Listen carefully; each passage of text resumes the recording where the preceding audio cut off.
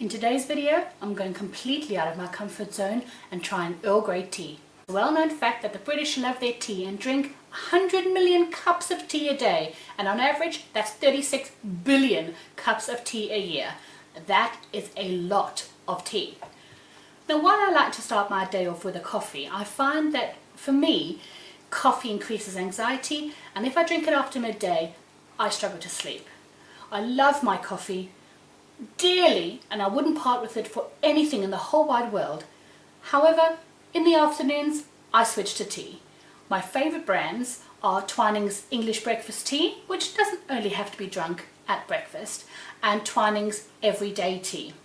Recently I became interested in the British fascination with tea and decided to try a few different flavours to see if I enjoyed them as much as my beloved favourites. Today I'm trying Earl Grey tea.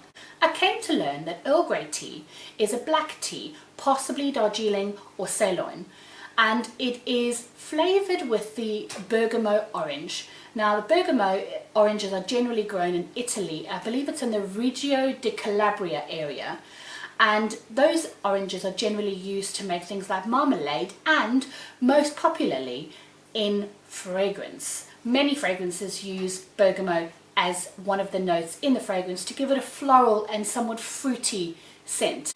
Earl Grey tea was first mentioned in 1824 when the English aristocrat and Prime Minister Charles Grey started to drink it. There are many stories about how it came into existence. Some say that a Chinese friend brewed the specific flavour for him as a gift. Some say that he was a hero and saved a Chinese aristocrat and was therefore given the tea as a gift of thanks. Who knows? We may never know. However, I think a lot of people in England and possibly around the world are very grateful for the tea, no matter how it came into being.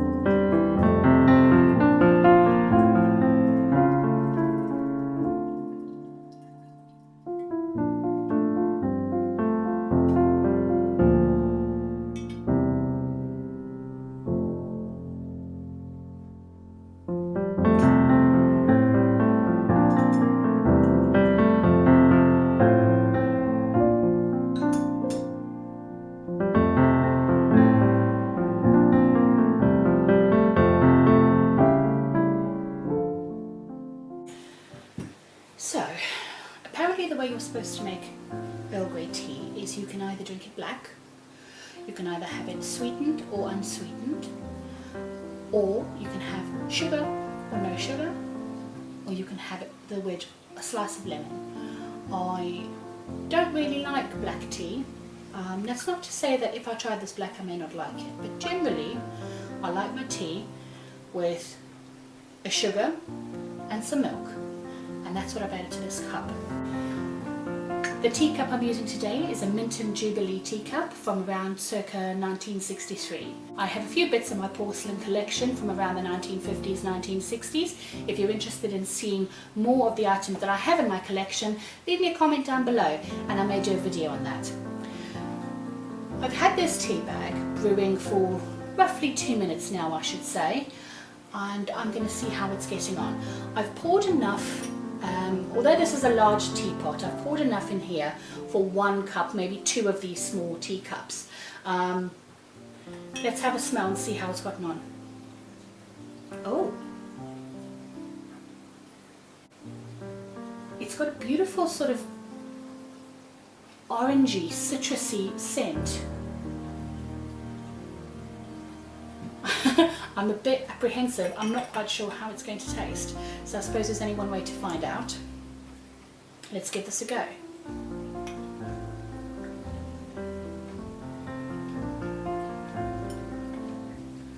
So for the amount of time I've let it stand and for the amount of water and milk I've put in my cup, I expected to see a darker shade of tea, but it is quite a light shade of tea. So let's see how we get on. Stir in my little bit of sugar.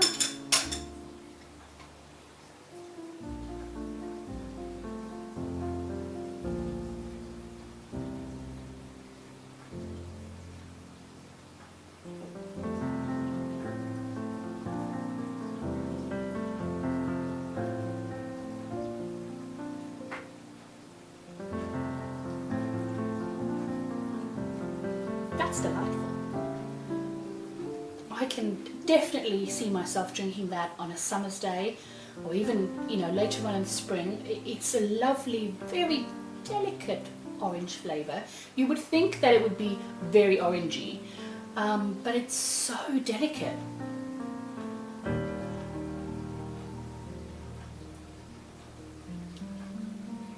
That's absolutely lovely. For those who are not necessarily very adventurous, I think this would be a good option, especially if you brew it quite mildly, the way I have today.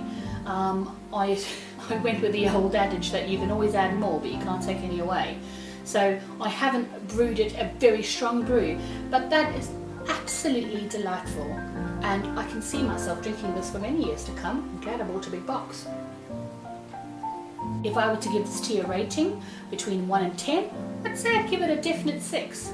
It's well worth the price. It is slightly more expensive than your average teas, and I think that I will definitely be going for this in future. Not necessarily to replace the tea that I normally drink, but perhaps to add a bit of spice, a bit of variety, a bit of a floral note. If you would like to see more videos on tasting different teas, trying different things, let me know. Let me know what you think of Earl Grey tea if you've been persuaded to try it, thanks to my little taste test today. And if you've been enjoying it for years, let me know why you like it in the comments down below. Don't forget to subscribe and hit that notification bell so you don't miss a future upload. And also don't forget to like this video, it really does help me out. Thank you for joining me for my tea taste test today, and see you in the next video.